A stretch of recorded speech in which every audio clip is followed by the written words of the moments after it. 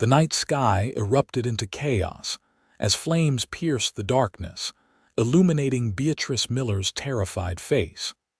Her breath came in ragged gasps as she fled through the tall prairie grass of western Nebraska, the angry shouts of the mob growing louder behind her.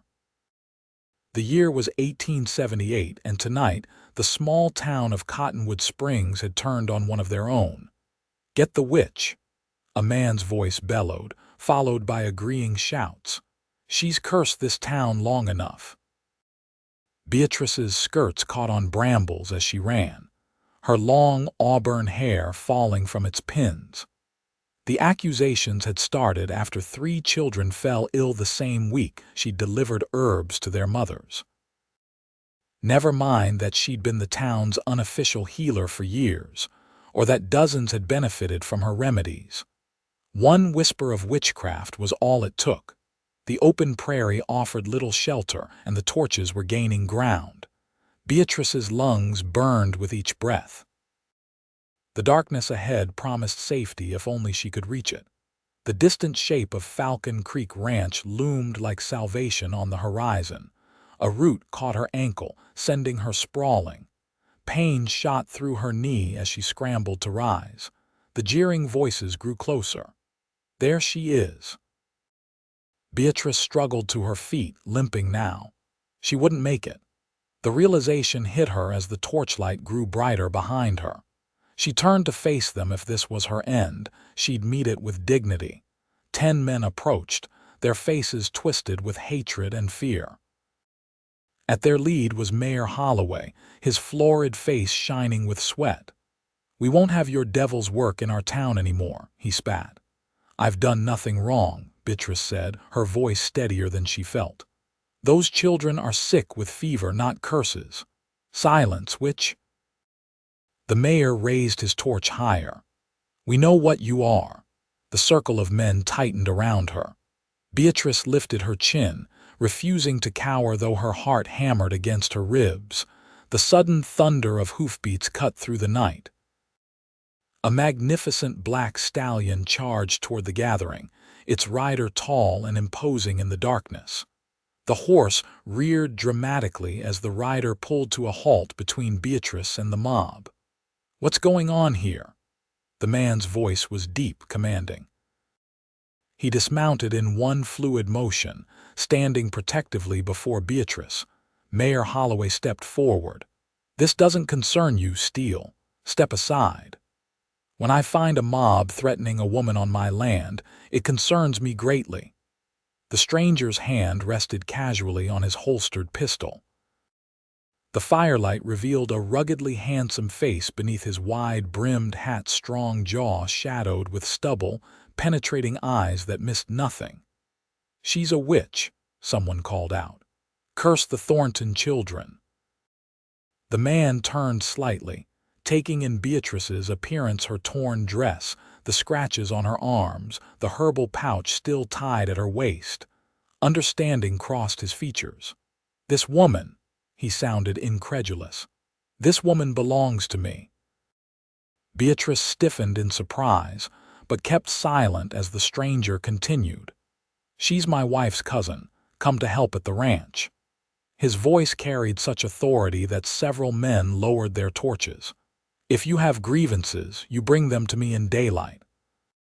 Now get off my property before I consider this trespassing." The mayor hesitated, looking uncertain. "Steele, if you're harboring, she belongs to me," the man repeated firmly, "and I don't take kindly to threats against those under my protection. Now go." His hand never left his gun. One by one, the men began to retreat, muttering darkly but unwilling to challenge the rancher. The mayor was the last to leave, pointing a finger at Beatrice. "This isn't over," he warned before turning away. Only when the torches had receded into the distance did the stranger turn to face Beatrice. In the moonlight, she could see him more clearly, tall and broad-shouldered, with eyes the color of a summer storm. "Are you hurt, madam?" he asked, his voice gentler now. "Just my pride and my knee." Beatrice straightened her tattered dress. "Thank you, Mr. Steele," Ryker Steele. He tipped his hat. Owner of Falcon Creek Ranch. Beatrice Miller, she replied.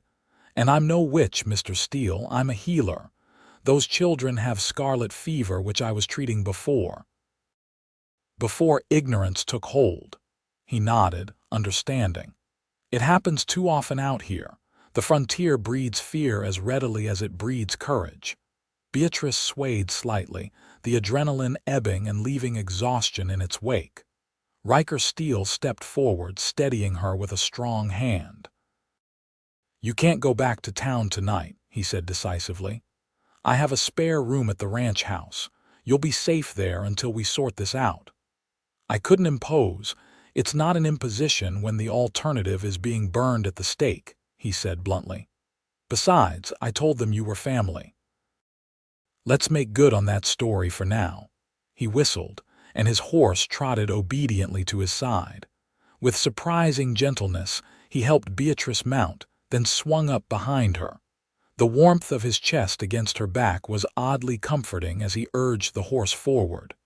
Why did you help me? She asked as they rode through the darkness. You don't know me. She felt rather than saw his shrug. I know injustice when I see it, and I've little patience for mobs. The ranch house appeared ahead, a solid 2-story structure with warm light glowing from downstairs windows. As they approached, a woman rushed out onto the porch, middle-aged with silver-streaked black hair tied in a practical bun. Mr. Steele. We heard commotion. The woman's eyes widened at the sight of Beatrice. Mrs. Harding, we have a guest, Ryker called out as he dismounted. This is Miss Miller. She'll be staying with us for a while. The housekeeper nodded, taking in Beatrice's disheveled state without comment. I'll prepare the blue room. Ryker helped Beatrice down, his hands lingering at her waist for just a moment.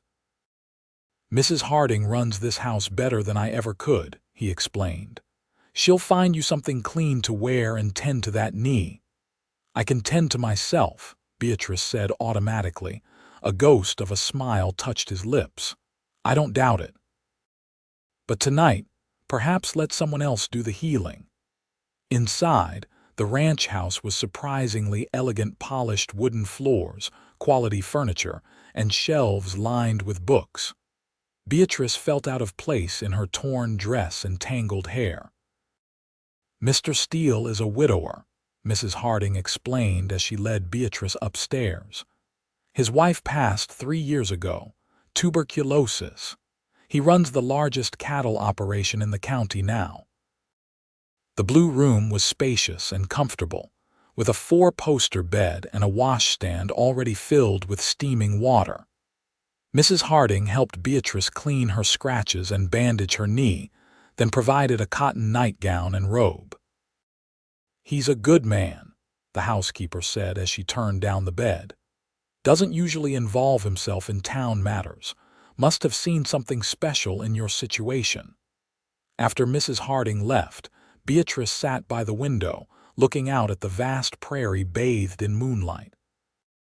Her future, which had seemed so settled that morning, was now as uncertain as the shifting shadows below. What would happen when daylight came? The town wouldn't simply forget, and she couldn't stay here indefinitely, imposing on a stranger's kindness. A soft knock interrupted her thoughts. Ryker Steele stood in the doorway holding a tray with tea and bread. Thought you might be hungry, he said, setting it on the small table by the window. Mrs. Harding says your knee will heal fine. Thank you. Beatrice pulled the robe tighter around herself. For everything. I don't know what would have happened if you hadn't arrived when you did. He leaned against the windowsill, his profile strong in the lamplight. I was riding the north boundary, saw the torches and thought there might be trouble. He studied her face. You're really a healer, Beatrice nodded. My grandmother taught me. Plants, herbs, poultices. Nothing magical about it despite what they think. Just knowledge passed down. Knowledge is dangerous to those without it, he observed. Why did they turn on you now? You must have been practicing for some time. 3 children from prominent families fell ill this week. I treated them with the same remedies I've always used, but—" She sighed. "When people are frightened, they need someone to blame. The new preacher suggested my methods weren't godly, and that was enough." Ryker nodded slowly. "I've seen it before, during the war, in the mining camps, even here. Fear makes monsters of ordinary men." He straightened. "Get some rest, Miss Miller. You're safe tonight. Tomorrow we'll figure out what comes next." After he left, Beatrice ate sparingly, her mind racing with the day's events. This morning, she'd been a respected healer. Tonight, she was a fugitive under the protection of a man she'd just met. Life could change in an instant on the frontier. That was the one certainty out here. Morning brought clarity and the smell of coffee. Beatrice dressed in clothes Mrs. Harding had altered for her, a simple blue skirt and white blouse that must have belonged to the late Mrs. Steele. The fit wasn't perfect, but they were clean and whole. Downstairs, she found Ryker at the breakfast table, studying papers. He rose when she entered, and Beatrice was struck again by his imposing presence. In daylight, she could see his features more clearly, the lines around his eyes that spoke of squinting into the sun, the slight gray at his temples despite being not much past 30. "Sleep well?" he asked, pulling out a chair for her. "Better than I expected to," she admitted. "Mr. Steele, I need to thank you properly for what you did last night. You took a considerable risk for a stranger." He poured her coffee. "It was the right thing to do, and please call me Ryker." Mrs. Harding brought plates of eggs and bacon, hovering with obvious curiosity before Ryker dismissed her with a gentle smile. "I rode into town at first light," he said once they were alone. "Wanted to see how the land lies." Beatrice set down her fork. "And it's not good." The Thornton boy took a turn for the worse overnight. The doctor from Junction City arrived and said it's scarlet fever, just as you diagnosed, but— He met her eyes directly. "The preacher's convinced half the town you curse the children because the Thorntons refuse to sell you their meadowland." "That's absurd," Beatrice exclaimed. "I never wanted their land. I gather my herbs from the creek bank with their permission." "Truth rarely catches up with a good story," Ryker said grimly. "I spoke with Sheriff Dawson. He's sympathetic but says he can't guarantee your safety if you return." Beatrice stared into her coffee cup. "So I'm exiled. Everything I own, my home, my garden." "I'm sorry," Ryker said quietly. "It's not right." "No, it's not." She looked up with sudden determination. "Those children still need treatment. The proper herbs could help, especially for the youngest girl." Ryker studied her with admiration. "You're still thinking of them after what happened?" "I'm a healer," she said simply. "It's what I do." Something shifted in his expression, respect perhaps, or understanding. "Tell me what you need, and I'll get it to them." For the next hour, Beatrice wrote detailed instructions while Ryker listened intently as she explained each remedy. His intelligence surprised her. He asked perceptive questions and seemed genuinely interested in understanding her methods. "My father was a doctor in St. Louis," he explained when she commented on it. "I was studying medicine before the war changed everything." "Why ranching?" she asked. A shadow crossed his face. "After what I saw during the war, I needed open spaces." Healing seemed impossible then, but raising live cattle, crops that felt like redemption. Beatrice understood completely. There's more than one way to heal. Their eyes met in a moment of perfect understanding. Beatrice felt something stir inside her, a connection she hadn't expected. The moment broke when a ranch hand burst through the door. "Mr. Steele, riders coming from town, looks like trouble." Ryker was on his feet instantly. "How many?" "5 men, including the mayor." Ryker turned to Beatrice. "Stay inside, no matter what happens or what you hear." "But please," his voice softened, "let me handle this." Beatrice nodded reluctantly. Ryker grabbed his hat and strode out, shoulders squared for battle. From the window, she watched as he walked to meet the approaching riders, flanked by two of his ranch hands who had appeared with rifles. The confrontation was too distant to hear clearly, but she could see Ryker standing firm, one hand resting near his holster. The mayor gestured angrily toward the house. Ryker shook his head repeatedly. At one point he stepped forward, causing the mayor to back his horse up nervously.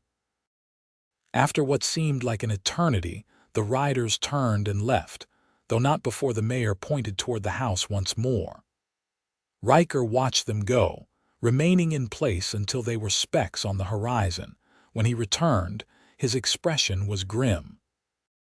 "They want to search the property," he said without preamble. "I refused. They'll be back with the sheriff tomorrow." "Then I should leave," Beatrice said. "I won't bring trouble to your door after all you've done." "And go where?" Ryker challenged. "Into Indian Territory." "The next town where they'll ask questions you can't answer." He shook his head. "No, there's another way." "What do you suggest?" His eyes held hers steadily. "My protection worked last night because I claimed you belonged here, but they're suspicious now. There's only one way to make that protection permanent and legal." Beatrice's breath caught as she realized what he was suggesting. "Mr. Steele, we barely know each other." "I know enough," he said quietly. "I know you're brave, intelligent, and compassionate even toward those who would harm you. I know you're dedicated to healing despite personal risk." He paused. "I'm not proposing romance, Miss Miller. I'm offering a practical solution, a marriage of convenience that would place you under the legal protection of my name and property." Beatrice felt her world tilting. "You would marry a stranger." "I would help someone who needs it," he corrected. "My ranch needs a capable woman's touch." "You need safety and a place to practice your healing. It could be advantageous for us both." "And if I refuse?" His expression softened. "Then I'll help you get safely to wherever you want to go. I won't force this or any decision on you." Beatrice moved to the window, needing space to think. Outside, the ranch stretched before her, pastures, corrals, barns, and beyond them, the endless prairie. It was beautiful in its wildness, a place where she might start again. "I need time to consider," she said finally. Ryker nodded. "Of course, but not too much time. They'll return tomorrow." That afternoon, Beatrice walked the grounds of Falcon Creek Ranch, considering her options.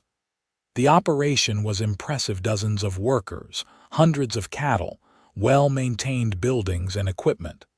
Clearly, Ryker Steele was successful and respected.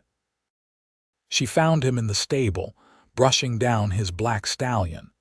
He worked methodically, speaking softly to the animal in a way that revealed gentleness beneath his stern exterior. "His name is Thunder," Ryker said without turning. "Saved my life during a blizzard 2 winters ago. Found his way home when I couldn't see 3 feet ahead." Beatrice approached cautiously, extending her hand to the horse. "He's beautiful, and he knows it." Ryker smiled fondly at the animal. "Have you made your decision? I have questions first." Beatrice stroked Thunder's velvet nose. "If we did this arrangement, what would you expect of me?" Ryker set down the brush, giving her his full attention. "I would expect you to help manage the household, as any rancher's wife would. Beyond that, you'd be free to establish your healing practice here. Many of the ranch hands and their families could benefit from your skills. And, as a husband," she forced herself to meet his eyes. A faint color touched his cheekbones. "I would expect nothing you weren't willing to give, Miss Miller. We would share the house as companions, not—" He cleared his throat. "This would be a practical arrangement, not a love match." Beatrice nodded slowly. "And if someday you wish to marry for love—" "I've had that once," he said quietly. "Catherine was everything. After she died, I never expected to marry again. This would be different, a partnership based on mutual respect and benefit." His honesty was refreshing, if somewhat deflating. Beatrice was surprised to realize a part of her was disappointed by his pragmatism. "One last question," she said. "Why are you really doing this? The truth, please." Ryker was silent for a long moment, running his hand along Thunder's flank. "When I saw that mob surrounding you, something changed in me. I've been living half a life since Catherine died, going through motions, building this ranch but feeling nothing. But that moment," he looked at her directly, "I felt rage, Miss Miller. Righteous anger I haven't felt in years. It reminded me there are still things worth fighting for." The raw honesty in his voice touched something deep inside Beatrice. This wasn't charity or mere kindness, it was recognition. He had seen something in her that awakened something in himself. "Yes," she said simply. Ryker blinked. "Yes. Yes, I'll marry you, Mr. Steele. For protection, for practicality, for whatever reason makes sense. But I'll earn my place here. I won't be a burden." Relief and something else, something warmer, flashed across his face. "You could never be that." He hesitated, then held out his hand. "Partners, then?" Beatrice placed her hand in his. "Partners." They were married the next morning by Judge Williamson, a friend of Ryker's who rode out from Junction City. The ceremony was brief, conducted in the ranch house parlor with Mrs. Harding and the foreman as witnesses. Beatrice wore the blue dress with wildflowers Ryker had asked one of the hands to gather at dawn. When the judge pronounced them husband and wife, Ryker surprised her with a gentle kiss, brief but warm. His eyes held a question when he pulled away, and Beatrice found herself smiling in response. They barely had time to sign the marriage certificate before hoofbeats announced the arrival of the promised delegation from town. This time, Sheriff Dawson accompanied the mayor and 3 other men. Ryker met them on the porch, Beatrice at his side. The sheriff's eyebrows rose at the sight of them standing together. "Steele," he nodded. "Madam, Mayor Holloway here insists we search your property for Beatrice Miller." "You mean Beatrice Steele," Ryker corrected, handing over the freshly signed marriage certificate. "My wife and I were just celebrating our union." The sheriff studied the document while the mayor spluttered in disbelief. "This is preposterous," Holloway exclaimed. "You married her, the witch." "Watch your tongue when speaking of Mrs. Steele," Ryker said coldly. "Judge Williamson himself performed the ceremony. My wife is under my protection now, legally and completely." The sheriff handed the certificate back. "Congratulations," he said, not without sympathy. "I'm afraid this changes things, Mayor. A woman can't be forcibly removed from her husband's home without serious charges and evidence." "We have evidence," the mayor insisted. "The Thornton boy is still deathly ill." "And the 2 girls are improving," the sheriff countered, "since following the instructions Mr. Steele delivered yesterday. The doctor himself said the remedies were sound medical practice." Beatrice felt Ryker's hand slip into hers, squeezing gently in support. "My wife is a healer, not a witch," he said firmly. "Any further accusations against her will be considered slander against the Steele name, and I will respond accordingly."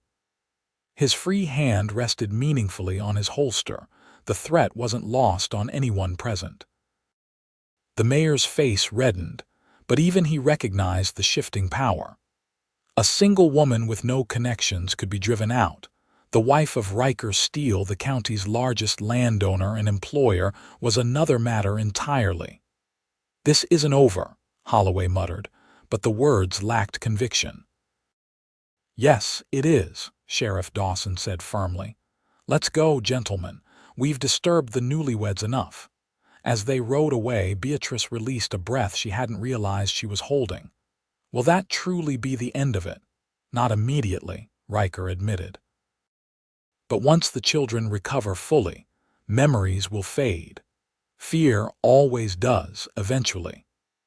That evening, after a small celebration dinner prepared by Mrs. Harding, Beatrice found herself standing awkwardly in their bedroom now. Ryker had insisted she take the master suite, but she'd refused to displace him from his own room. "We said partnership," she reminded him. "I won't start by taking over your space." Now they stood on opposite sides of the large four-poster bed, the air between them charged with uncertainty. "I meant what I said," Ryker broke the silence. "I expect nothing. I can sleep in the chair, or it's a very large bed," Beatrice interrupted, surprised by her own boldness. "I think we can share it without compromising propriety." Relief and something else flickered across his face. "As you wish." They settled into an uneasy routine over the following weeks. Ryker was unfailingly polite, respectful of her space and privacy. They shared the bed but never touched, an invisible line dividing the mattress between them. During the day, they operated as partners, indeed, Beatrice taking over household management, while establishing a small infirmary in one of the outbuildings for treating the ranch hands and their families. Ryker included her in decisions about the ranch, valuing her practical mind and fresh perspective. They ate meals together, talking of books they'd read and places they'd seen. Gradually, the awkwardness between them eased into comfortable companionship. The turning point came 6 weeks after their wedding. Beatrice was returning from treating a ranch hand's child when a summer storm erupted with frightening suddenness. Thunder and lightning crashed around her as she urged her horse toward home, rain soaking her to the skin within moments. She was still a quarter-mile from the house when lightning struck a nearby tree, spooking her mount. The horse reared in panic, throwing Beatrice hard to the ground before bolting. The fall knocked the wind from her lungs, leaving her gasping in the mud as rain pounded down. Dazed, she struggled to her feet, limping toward the ranch house barely visible through the downpour. The storm intensified, wind driving the rain sideways. Beatrice lost her bearings, the landscape transformed by curtains of water. She didn't hear the approaching horse until it was nearly upon her. Suddenly, Ryker was there, leaping from Thunder's back, his face a mask of fear. "Beatrice," his voice barely carried above the storm. "Are you hurt? Just shaken," she shouted back. "My horse bolted." Without hesitation, he swept her into his arms, lifting her onto Thunder's back before mounting behind her. One arm wrapped protectively around her waist as he guided the horse through the storm. Beatrice leaned back against his chest, suddenly overwhelmed by the feeling of safety his presence provided. At the house, he carried her inside despite her weak protests. Mrs. Harding rushed forward with blankets, but Ryker waved her away.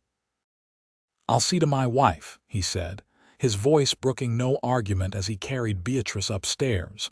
In their bedroom, he set her gently on a chair and knelt before her, his eyes scanning for injuries. "Where are you hurt?" "Truly, I'm fine," Beatrice insisted. "Just cold and muddy." "You're bleeding," he said, gently touching her temple where she hadn't even realized she'd been cut. His fingers came away red. "And you're shivering." Without thinking, Beatrice caught his hand in hers. "I'm a healer, remember, it's just a scratch." Their eyes met and something changed between them. Ryker's hand turned in hers, fingers intertwining. "I saw your horse return without you and I thought," his voice broke. "I can't lose you too, Beatrice." The raw emotion in his voice stunned her. "You won't lose me," she whispered.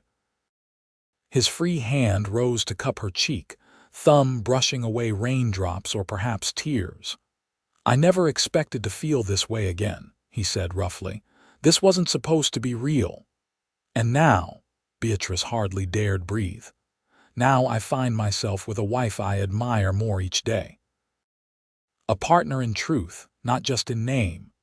His eyes searched hers. "Tell me I'm not alone in this feeling." Instead of answering, Beatrice leaned forward and pressed her lips to his.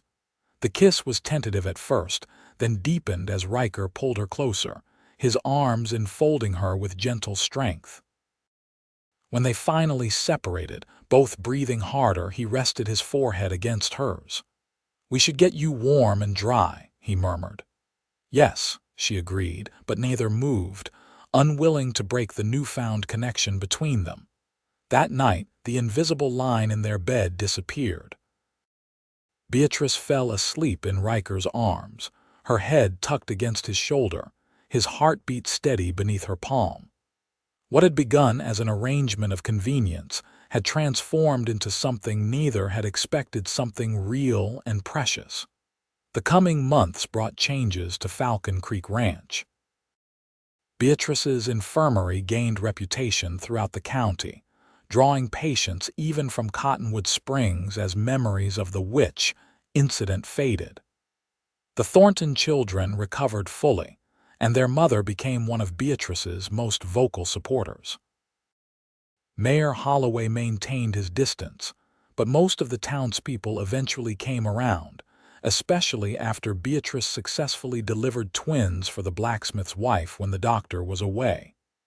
Healing, it seemed, was the best remedy for suspicion. Ryker thrived with Beatrice by his side. The ranch prospered under their joint management, and the haunted look that had shadowed his eyes gradually disappeared.